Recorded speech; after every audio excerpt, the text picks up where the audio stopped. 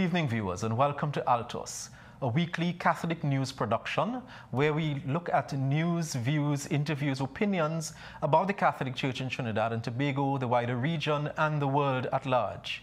This is a production of the Catholic News, so this is Catholic News on TV. In order to help us understand a little more about the rationale behind today's program and this series, I want to introduce Raymond Sims, the editor of the Catholic News of the newspaper, to help us understand a little bit. Raymond? Good evening. My name is Raymond Sims. I am the editor of the Catholic News. I've been editor since 2016.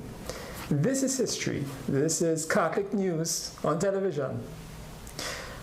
This program is being produced in collaboration with Trinity TV. So this is Altos. It's going to be a challenge because we'll be producing the paper as well as producing Altos. But we think our team is up to the challenge. This week on Altos, you will be hearing about the Pan in Schools program, School in Pan program, as well as Redemption, which is the prison art exhibition. So sit back, enjoy, and over to you, Neil. Thanks very much, Raymond. In tonight's program, we will feature news, as Raymond said, about the artistry of our youth in Pan.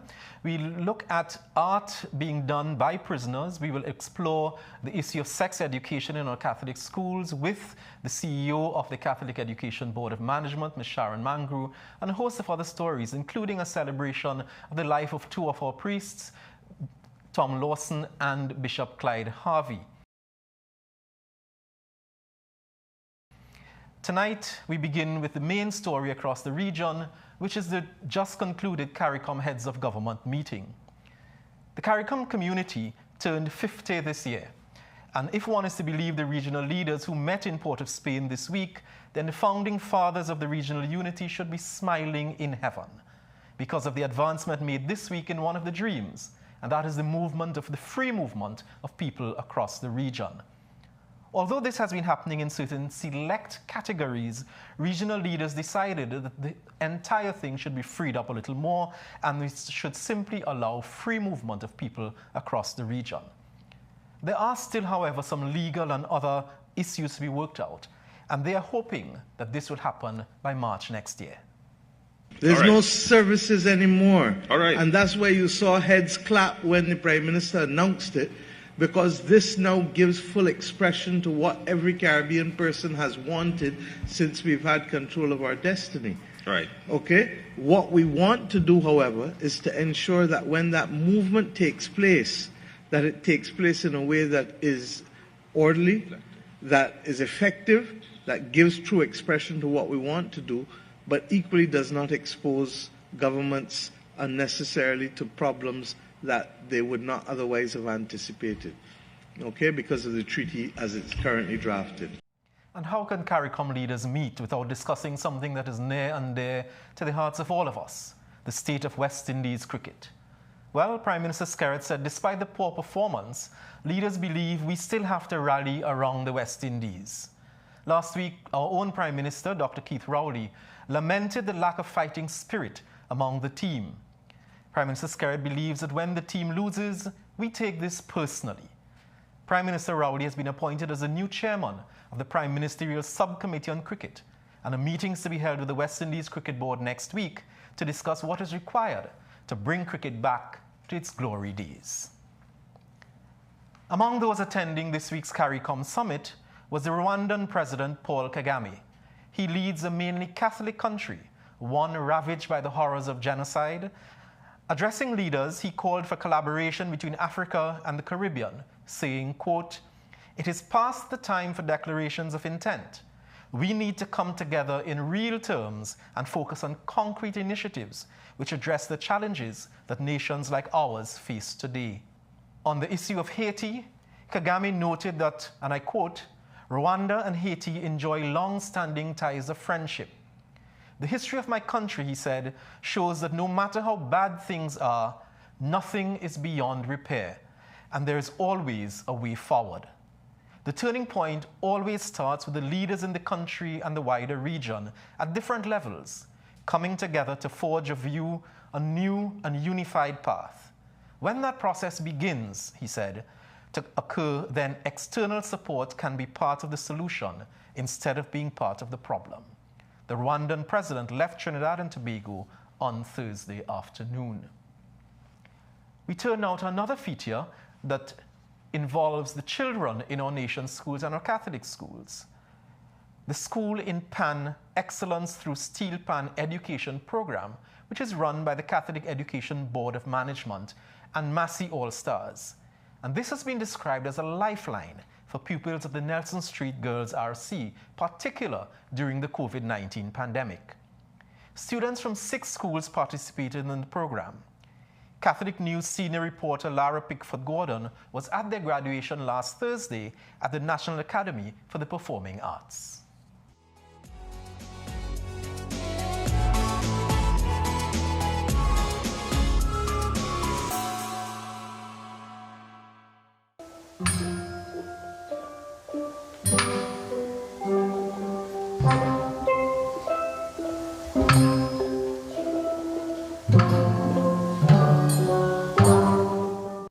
In the midst of the pandemic, at the very beginning, through this program, our children were able to move from anxiety to self-actualization, from isolation to independence, and from regret to resilience. Therefore, our deepest appreciation and thanks go to Dr. Roland Batiste for conceiving this program and allowing the children of Southeast Port of Spain and Laventille to be engaged in discovering hidden passion and talent through music education. Parents and guardians and students were bursting with pride after seeing their performances. Well, he loved it. That is his thing. So he loved the drum and he loved the pan. That's how I feel proud. It feels good. I feel noble and happy. You like playing the pan? Yes. And the drum. Yeah, and the drum. We can look forward to future pan stars in the making based on the talent displayed by the children of the 6 schools. They were all able to accomplish these things. And this morning, this event brings together all that they've learned in the form of a performance. Dr. Roland Batiste said he wanted the program to instill pride in the children from Laventille and East Port of Spain and counter negative perceptions. The main objective for me was the idea of self-esteem. The popular media commentary continuously are negative. Negatives being thrown at these people. They're children, and I take that very seriously. And as you can see, they have plenty of self-esteem to go around in this room. The program is aimed, of course, not just at understanding music and understanding history and our culture and our pioneers, but it also involves development in discipline, teamwork, self-confidence, and in general, becoming better citizens of Trinidad and Tobago. Turning from one form of art to another, we turn to an art exhibition put on by prisoners from the island's prison systems. The art exhibit from Carrera Island Studios got off to an excellent start with 17 out of 30 pieces sold on opening night at Archbishop's House last Friday. In attendance at the opening were President Christine Kangaloo, members of the Diplomatic Corps, and art lovers. Members of the public had a chance to view and purchase the pieces by the 7 Carrera artists and one from the maximum security prison on display under the theme Redemption. The Catholic News visited the exhibit on Saturday and found out that art has become a source of release and inspiration in bringing a freedom beyond their present confinement.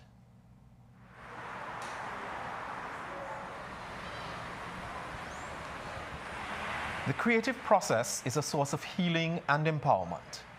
Aladdin Mohammed started the Carrera Island Studios, tutoring 4 inmates in 2009. He has since tutored many more, including Leslie Huggins. Wonderfully for me, getting involved in art, and when I was outside in the free world, I couldn't do art.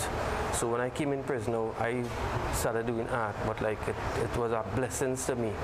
Well, not being in prison, but maybe that's the way God had also shaped me to come out from where I was to where I am today. And now I'm using art. I'm an artist now. I consider myself as a professional, as Aladdin is my teacher in art. And through Raja Yoga and all of that meditation, connect to God and involved in art strongly. So now I'm an artist now, and I now helping teach inmates at the prison, reforming them, and to help them to go there to be a better person. They will listen to me because I pass through it. I could let them know, well, what working and what not working. So crime not working. Right now I have a talent, I have a living, I'm making sales, I'm making money, and also trying to give back to society, like, you know, when we sell the pieces now. Archbishop Charles Jason Gordon, who bought a piece entitled In the Beginning by Huggins, outlined the impetus for the showing came from his prison visit last December and discussion on the artist's needs. In Carrera in December, I visited the art workshop down there, and we were talking about what their needs were and looking at some of the art. And the idea of an exhibit came up because they had one before COVID in the mall. And that did very well. And I said, well, we could have one around Archbishop's house because it will bring a different kind of stature to the exhibit, and many people want to come and see Archbishop's house anyhow, and it might bring a curiosity in all kinds of other ways.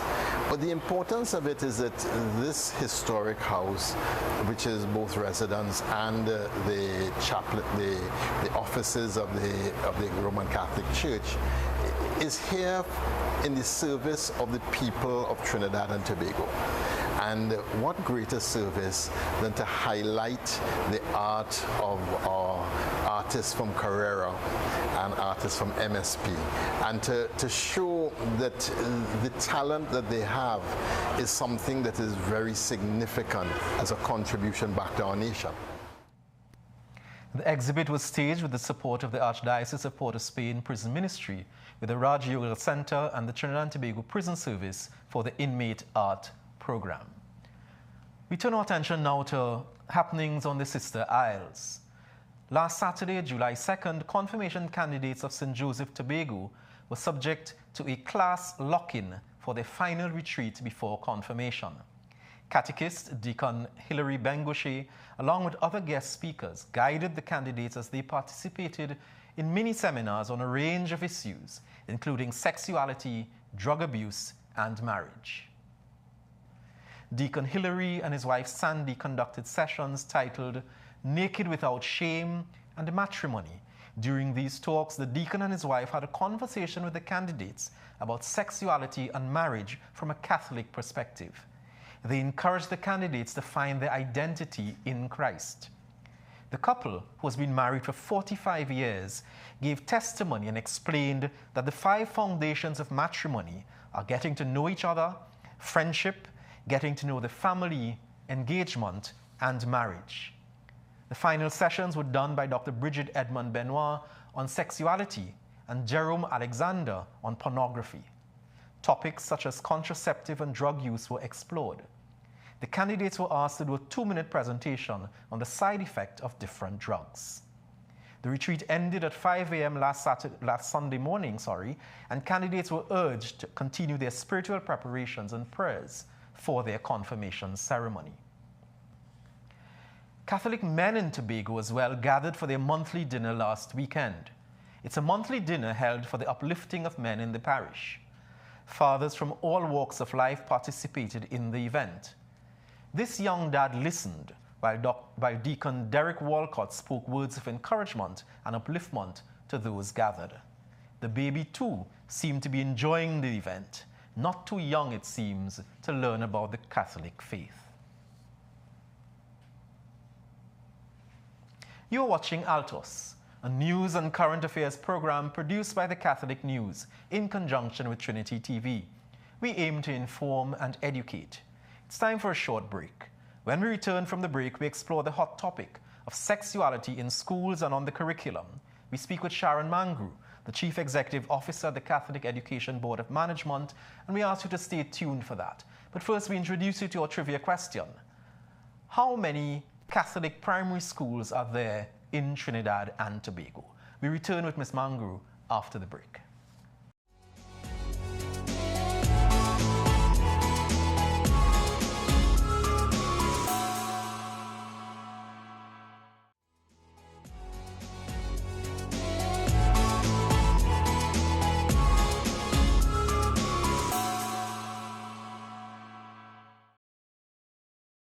You have the privilege of being the first person to be interviewed on the Altos set. Before we took the break, we invited our viewers to answer the question, how many Catholic primary schools are there in Trinidad and Tobago? As the CEO of the Catholic Education Board of Management, I'm sure you have the answer for that question. How many Catholic primary schools are there in Trinidad and Tobago? There are 118 Catholic public primary schools in Trinidad and Tobago. Thanks very much. So all those who got 118 as their answer, now you know, and we confirmed in that. But Sharon, 118 Catholic public primary schools means that the Catholic Church has a major stake in education in the country, yes? That's correct. We cover about 71% of the population, the Catholic population, in the population in schools. Right, so 71% of public schools in Trinidad and Tobago are Catholic. Recently, there was a furor about a book that was being sold at a public bookstore. And many persons, without even reading the contents of the book, began, there was a whole, spiel about banning the book, about boycotting the bookshop, and all of the things that attended that. What is our position? What is the Catholic Church's position with respect to the LGBTQIA+, and that community and the influence, the supposed influence of that in our public Catholic schools, and the issue of sex education, the teaching of sex education in our Catholic primary schools? I think people may be surprised to learn that the position of the Catholic Church is one in which we listen, in which we discuss, and in which we propose our own position. Our position starts as biblical, male and female, he created them.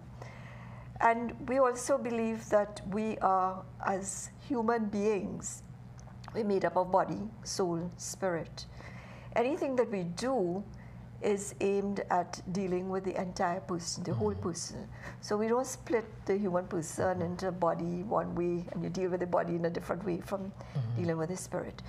In Catholic education, we look at helping each human being, each child that we teach, to come to full knowledge of themselves as a whole person in relation to others and in relation to God. And so we're looking at integral development. We're also very, very aware that we are in the service of the parents, because the first educator is the parent. Right? So whatever we do in the service of and with the authority of the parent. When we come to dealing with sex education, I think people sometimes get confused about sex education and the education for sexuality and the general education. So you really can't separate sex from everything that we do, because it's part of our being. We're either male or female. And so we are sexual beings. And so anything that we do in education is teaching a child, how do you continue to become the best male person or the best female person that you are. And that means recognizing the dignity, the inherent dignity of each person and of the other.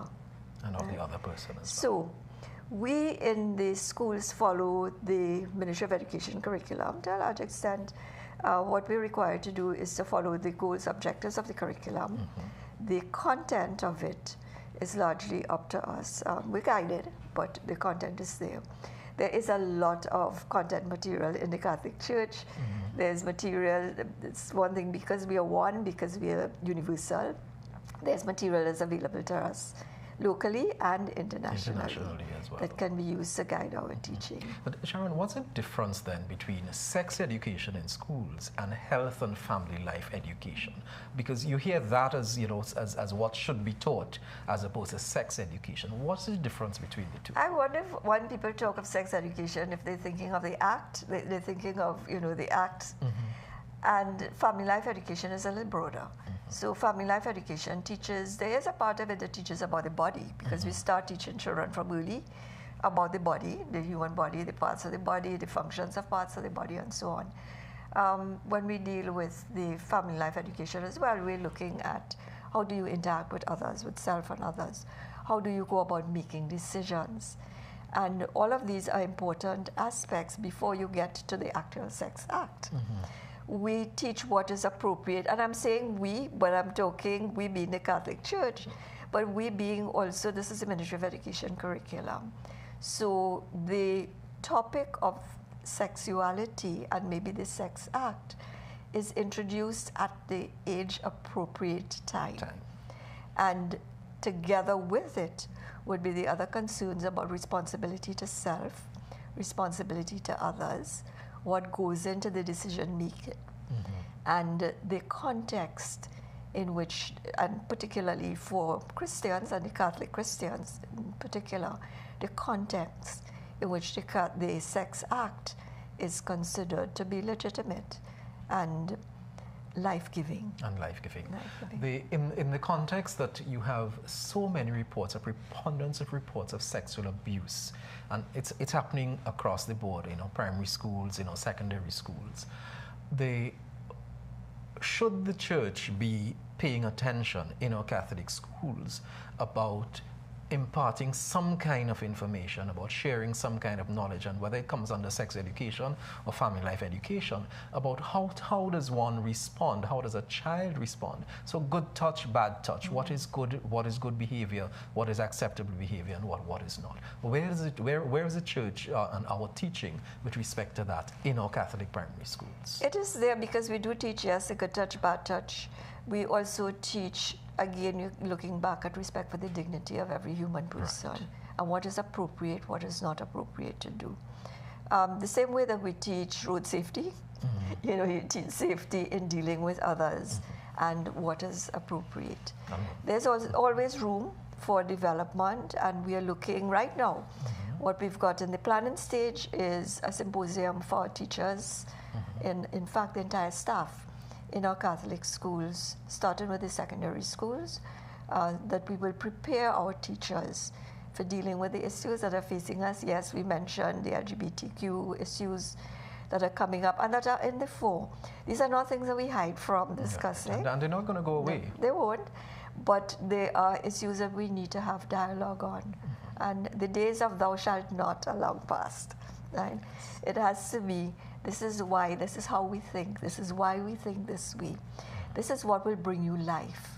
This is what will bring you happiness. And I think a lot of people will be very surprised by what the church actually teaches and not what some people who purport to act on behalf of the Catholic Church, you know, say. But you mentioned that the part of the curriculum, we are guided by the ministry. But where does the Concordat fit into that?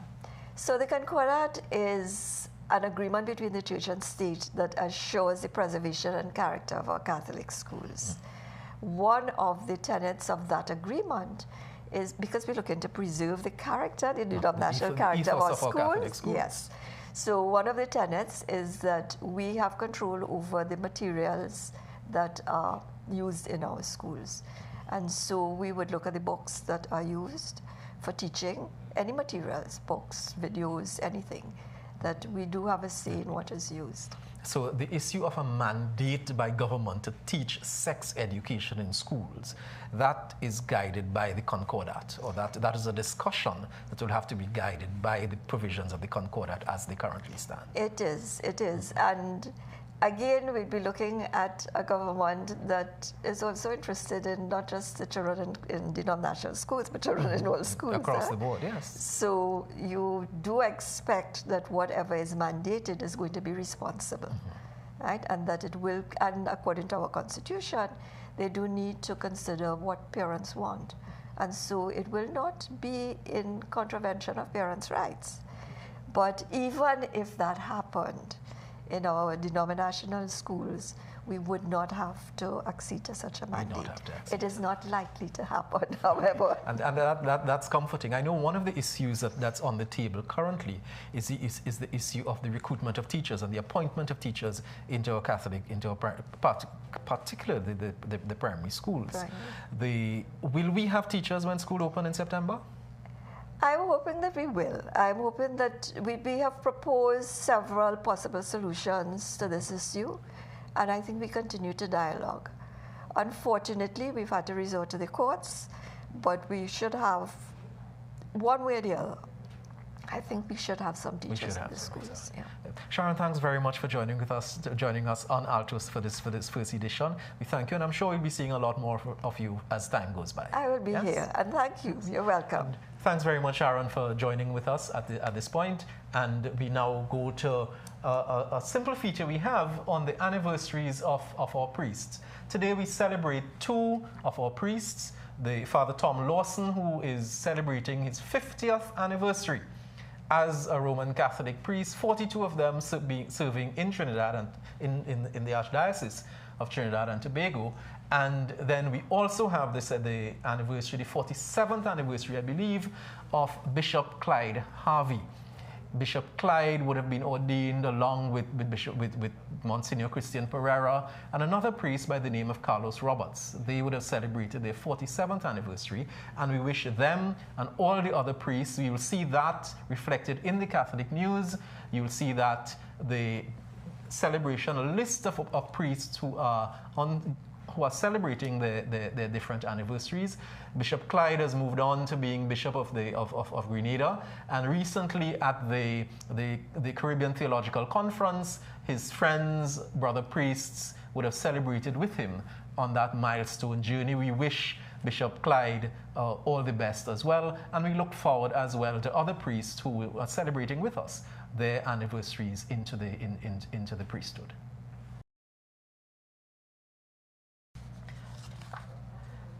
In terms of our look ahead, if you're interested in becoming part of the hospital visitation ministry, there's a meeting this Saturday at it begins with Holy Mass at 10 a.m. at St. Charles RC Church in Tunapuna.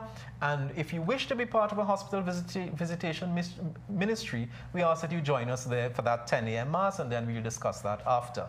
The 21st edition of the annual Jesus Explosion is also on this weekend at Trinity College East, Trincity. It begins today, Friday, and ends on Sunday. For more information, please email jesusexplosionconference@gmail.com or visit Jesus Explosion Trinidad and Tobago on Facebook or Jesus Explosion _TT on Instagram. As we wrap this first edition, we ask you please to purchase a copy of your Catholic News. In this week's Catholic News, you have on the cover, Pan is Proud. We have the Catholic News here with us on the cover. Pan is Proud, and we ask you please, and even to go into the newspaper, we talk about other features. The photographer, Chris Anderson's photo book, which was presented to the Holy Father by the Port of Spain Mayor Joe Martinez. There is also Daniel Francis's weekly column, The Millennial Mind, and a host of other features that you can explore in the Catholic News this week. So we ask you, please, we urge you, please purchase your copy of the Catholic News and continue to support Trinity TV and Catholic News. Viewers, this is Neil Parson-Lal signing off on this first edition of Altos. We thank you for staying with us, and we look forward to meeting with you again next Friday, same time, same place. Until then, remember, God loves you, and so do we. Thank you, and good night.